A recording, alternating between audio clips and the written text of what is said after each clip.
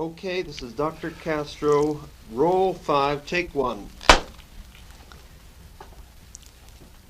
Doc, stay off me. You on Castro? Off me? Yes. Okay. Dr. Castro. People that said you that. But, for example, if we live in a police state, why we do not forbidden to the people to come to Cuba, to the visitor to come to Cuba? You in the United States forbidden the United States citizens to come to Cuba. We don't forbid the Cuban to go to the United States. We don't forbid to the United States citizen to come to Cuba. So I can say you have a police state.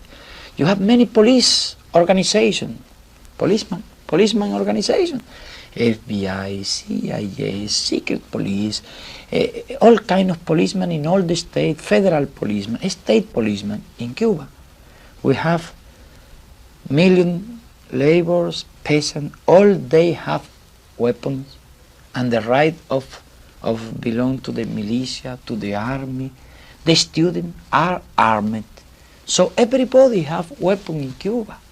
That in any police state you can give the weapon to the people, because then the people will never accept the police state, will never accept oppression. So if everybody has a weapon in Cuba, it means that everybody agree with the revolution. Not everybody, most of the people is with the revolution. That people defend the revolution in every situation. United States always are speaking about overthrown revolution with uprising. They don't need to send weapons to Cuba. We have 100,000 weapons. Everybody have weapons, but we have the people. The people is with the revolution. The people is army in Cuba. In Cuba we can say the people is the state. The people is the state in Cuba. And when the people is the state, you cannot speak about a policeman state. And we have not restriction to go out, not restriction to come in here to United States. You cannot, you in United States, where you like to speak about freedom, individual freedom, and you don't permit to United States citizens to come to Cuba. Only few people like you that are reporter and make all kind of questions. You make all kind of investigation, inquisitive question. So you are permitted to come to Cuba. But really, sincerely, I cannot be the judge. I cannot be the judge about what we are doing. I have not a special interest in refusing that.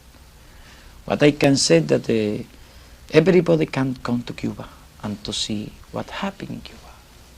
And they can make the judge. You have some mind, we have some mind. Wait It's a second. possible. I want to pick up a frame of question. Commander, Okay, Yes. keep rolling. It's possible. Wait, I want to frame Yes. something. Dr. Castro, we have spoken, well, wait a minute, on a one. Yes.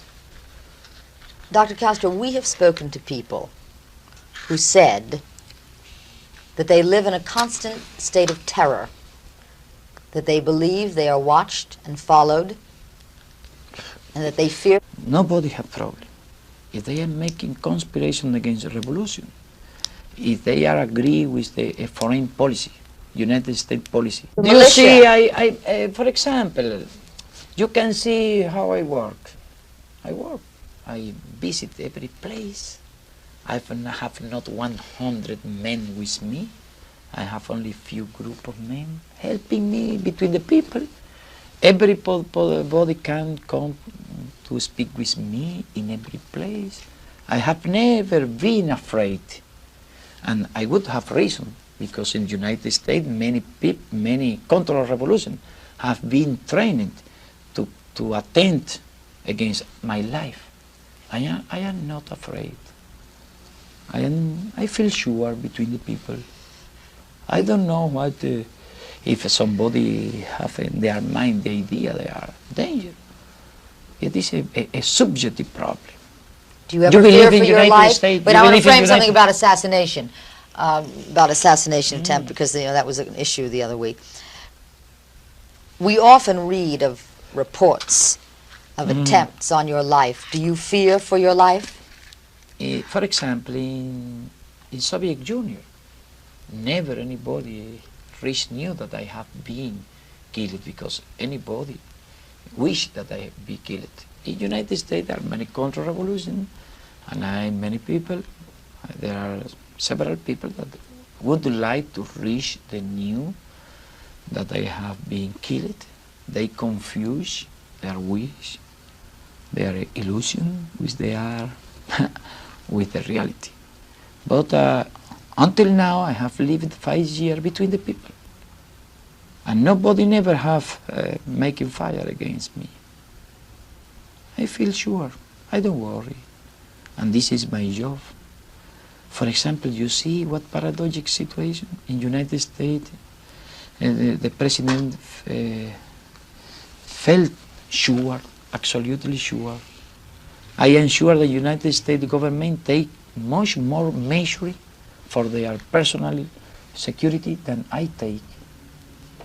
And they knew that the President of the United States had been killed. It was a surprise, a complete surprise.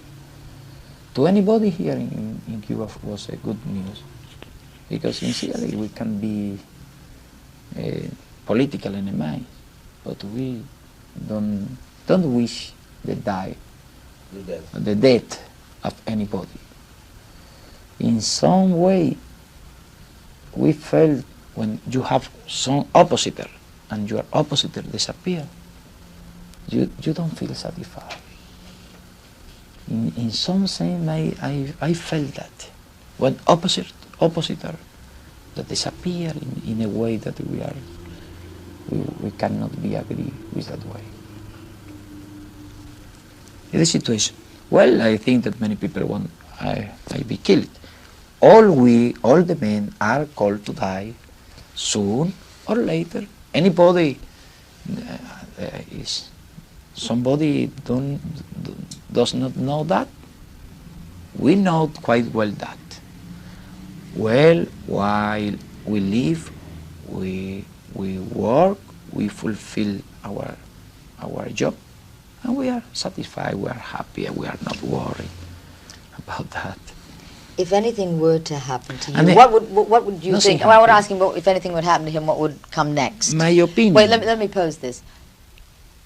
If My- anything were to happen to you, what do you think would be the fate of the Cuban Revolution? At the beginning, my death could be a very hard strike to the revolution, but not now. We have 5 years. We have an organization. We have several men that have wonderful condition to lead the country. I feel absolutely sure nothing will happen. Absolutely sure. I can give to the revolution my experience. Every one of us learned during the years. I have some experience. I helped the revolution with my experience. But you can be sure, as I am sure, that nothing would happen. Of course, we don't want to make the proof, but we are not worried. Sincerely, we are not worried about that. A revolution is not the job of a man. A revolution is the matter and the job of a people. And the people join in difficult situations and take a chief in difficult situations. Not a revolution never have disappeared because the chief disappeared. I don't want to make comparison. I am the leader of a small country, a revolution, but suppose the great revolution, Soviet revolution, Lenin in a very difficult situation, in much more difficult situation than our situation. dead, died, died, and revolution continued. Revolution is not the job of a man, it's the job of the people. Who would take over? This is not a monarchy, and nobody is deciding. At the beginning, when I understood it was a danger for the revolution, and that I be killed, I spoke about Raúl, but it is a problem that ought to be solved by the direction, the collective direction of the revolution. We have many men. And as you see, we have a president. I am prime minister. My job is not is a political job, and I give the strength to the idea, impulse. I give impulse to many things, but we have the president, the minister council, we have a political party, we have the direction of the political party. In that situation, the national direction of our party would design a prime minister to make the job that I do. But here in Cuba, all the principal problems, political problems, are discussed in our direction, in the direction. All the important problems. I never take a personal decision. Always I like to know the opinion of the other, and when we are agree, we take decision. Dr. Castro, is there any possibility that this revolution could go in another direction, that is, back to a democracy, to free elections, to many of the proclamations that you issued in the Sierra Maestra? It is not easy that one United States, ¿cómo se llama? Un ciudadano corriente, un ciudadano normal, a common citizen of the United States and the Cuban Revolution can understand about those problems. You have your idea about democracy. We have our ideas of democracy. For democracy, there are many examples. For example, I can speak about unemployed. I can speak about Negroes in the United States. To know one of them, the Negroes who live in the South of the United States, and to know then you can speak about the democracy. To many poor people in the United States, unfortunate people in the United States, you can speak about the democracy. For them, democracy is a formal idea. You have two parties, both controlled by oligarchy in the United States. You call that democracy. In Athens, in the ancient Athens, Greek, in ancient Greeks, they called democracy, and there were dozens of thousands of slaves, and they were speaking about democracy. You in the United States have many interests in all the world. Your company make to work very hard. Millions of men in Latin America and all the world, they have not rights. They have not standard of living. They have not illustration, education, and they have not hospital assistance. So you speak about your democracy, and that is why you never. It is not easy. Someday you will understand our idea of democracy. Oh, I'm sorry. I thought are we on? Yes. Everybody ready? Okay. Ready. Okay, Dr. Castro, Rule 5, Take 2.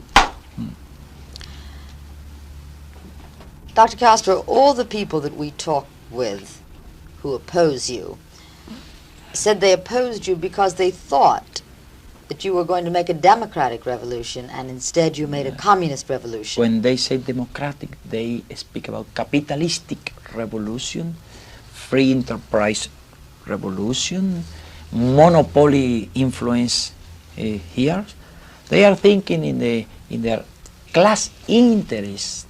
They are not thinking in the peasant, in the labor, in the Negroes, in the student, in the intellectual. They are thinking in their material interest. That is what they call democracy. Batista said he was democracy. General, all those rich men, owner of lands, they were speaking about democracy. That is what they understand for democracy. Lincoln said, democracy is the government of the people, by the people, for the people. Revolution too is the government who take power with the people and make rules for the people. Nobody can deny that here our government is an honest government.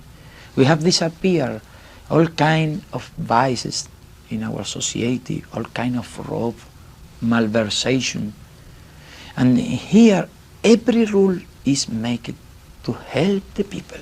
And we have made many things for the people. 1 million Cubans didn't know to learn and to write, to read and to write. They now know. Everybody have assured their education in Cuba. Everybody have their job sure in Cuba. The possibility of studying. Everybody, white, Negroes, everybody in Cuba. People feel this. So you have to analyze deeply the problem of Cuba to understand our problem. We have not formalized several things. We need to give a form to institutionalize several things. We had not time to do so many things during those 5 years. I want to put something about the education, because he mentioned that. Let me go into this. We visited many of the schools, and we found an extraordinary uniformity. The children seemed to answer by rote. There seemed to be a good deal of Marxist indoctrination. There seemed to be very little independent thinking. Does that disturb you? Hicieron unas cuantas escuelas que encontraron mucha uniformidad en cuanto a un adoctrinamiento marxista. Well, in your schools in the United States, what do you teach to your students? You teach your point of view. You speak them about enterprise, free enterprise. You speak them about your business, your industry, your interest in all the world. Do you speak about that to your young?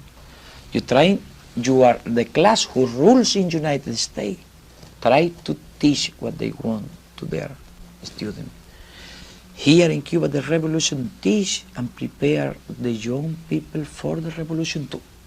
But an example, my personal example, I studied in one religious school since the first years until until I went to the university. What did they teach to me?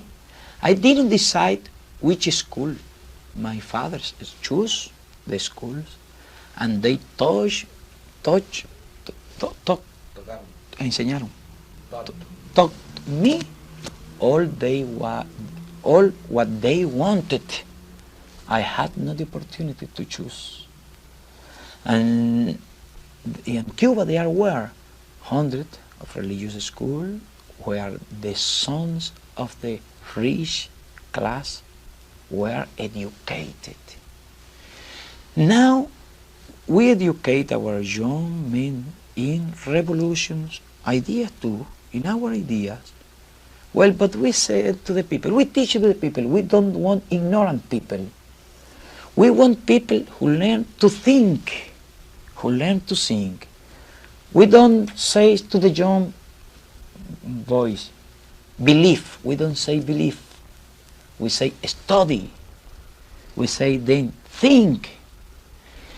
If we were afraid that the people study and the people think, we never would develop the education until the degree, grado, until the degree that we have developed. Because we are teaching to everybody. We are educating to everybody. And if you know to read and to write, you are in better condition to think and to analyze. You can lie to those ignorant people. ¿Cómo se dice engañar? You cannot cheat educated people. And we the revolutionaries have real obsession to educate the people. So it proves we are not afraid that the people think and the people analyze. We are sure about our future. We are sure about our job, about our reason. You were revolutionary too at the beginning. When you make your independent war, you had to fight. What the England thought about you? You were liberal at the beginning. The England were monarchy, and the England were not agree. And the England went to Canadian, to other places. And you in United States began to teach to the people your constitution, the right, the Declaration of Right of the United States. You talk to your people that. So in England they said, they are liberal. To call somebody liberal in 1776 was the same to call now socialist, Marxist, communist now. Is the same. Those who went out to hear about communism is a devil. But when you made your revolution, when you were called liberal, was the same as devil. Are you comparing your revolution with our revolution? Once upon a time, you lived that experience. In the future, the world will give the reason to us. I am sure, and will not give the reason to you now, because you were liberal at the beginning, but now you cannot call yourself liberal. What happened in Vietnam? What happened in Latin America? You help dictator, you help a military group. You have been in good relation with oligarchy until Cuban Revolution. If you now begin to worry about social reform, was a consequence of Cuban Revolution. Can you deny that? Could that not be a social consciousness on our own part and not the cause of the Cuban Revolution? No podría ser que han tomado más conciencia social y no la causa de la Revolución Cubana. Well, but it coincides very much with Cuban Revolution. I suspect. I have my doubt about that. Go ahead. Okay, on the De Gaulle, you got two things, Khrushchev and De Gaulle. You spent a great deal of time with Prima Khrushchev recently, and on your first trip to Russia. What do you think of Mr. Khrushchev as a man, as a leader? I have a wonderful opinion about Khrushchev. I have spoken about that here in Cuba. I admired Khrushchev. He's a very human man, very sensitive, how do you call it? Modest man in his relation with everybody, with the people, with the other leaders. He's very, very much intelligent man, very much. He's a very clear mind, and he's a responsible man. He's a peace man too. Really, he's a man who worries for peace, and I understand him very well. And more I know him, better impression I have about him. A wonderful impression, really, sincerely. You are now buying buses from England. You are talking about buying ships from Spain. I understand you have an economic mission in Switzerland. Does this mean a radical change in your trade policy, Dr. Castro? No, never. Where is the change? We never denied to make business with United States, with any nation. Was United States policy to cut our commercial relation with United States and all and those nations that you mentioned. Was not our policy. Our policy has been since the beginning to business with all the nations, and that is what we are doing. That is what we are doing now. We succeed. We a lot succeed, really. And I think it's a big mistake if the United States try to cut that relation, because United States cannot forget that nations have their problems. They are money problems. They need business. They need to sell to solve their problems. All the nations have economical problems, and it's a wise policy that economical blockade. That is why that is not a realistic. You spoke about realism. That is not in any way a realistic policy. You, the American, like to say that you are practical people, that you are realistic people, but I have seen many things in which you don't prove to be very much realistic. And you call us that we are illusionistic people, that we are dreaming, and we are proving we are more realistic. Our policy is more realistic than your policy. How do you regard President de Gaulle's policy of recognizing Red China? I think it was a very wise policy. Very wise policy. And that proves once more that your policy is not a realistic policy. That proof is another example. You have spoken me about that. I think it's a wise policy. Another thing, as you know, de Gaulle had played a very important paper in the modern French.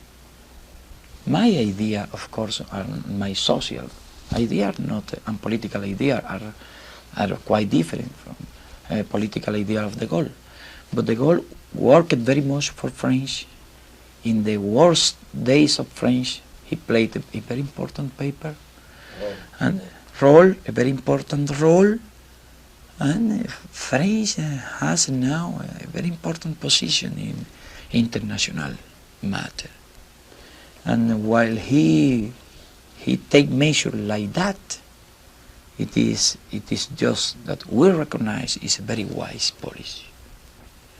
I know that you don't like that policy, but it's a consequence of your mistakes.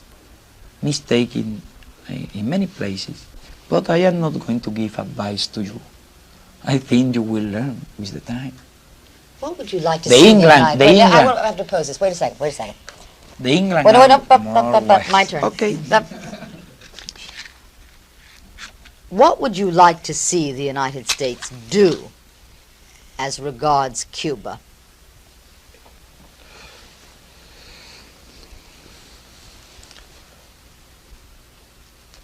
Regard to Cuba, if I can make in a war to live in peace with Cuba, is the only thing. I think we wish that, but I am sure it's the only wise policy that the United States can take. But if I try to persuade you about that, many people are going to believe we are going, ¿cómo se dice hundirse? Sinking. But we feel sure, we feel happy. We can live without United States very well. We need peace. United States need peace. The world need peace. Our policy is a peace policy. And I think that is a good policy for every nation, and of course for United States. And I think you begin to understand the part of the problem. You begin to understand. And you will understand. I heard the fisherman to say the very intelligent thing that you had a lot of things, long time. You don't appreciate simple things. He said, the fisherman that came to live here in Cuba, you see, one American that want to come to live in Cuba. Well, and you will be wise with the time, like England, like French. You saw French had a lot of problem, colonial problem in Vietnam, in Algeria. They made the peace with Vietnam. They made the peace with Algeria. Now they have good relation with Algeria. And nobody doubt that is a better policy for French than the policy of war with Algeria. But what happened? French left a problem, and United States took the problem. And when the wise government leave problem, you that are not wise take the problem. That is what is happening. The England are wise people too. But we feel, Are wise people too, but you Wait, no, are wait, not wait, wise wait, people now. But we feel that we want to live in peace, but that you are interested in exporting your revolution all over Latin America. Perhaps we can live in peace. We have declared very clearly that we are in condition of living in peace with all the nations. But it is necessary the other nations, the others, live in peace with us too. We cannot demand only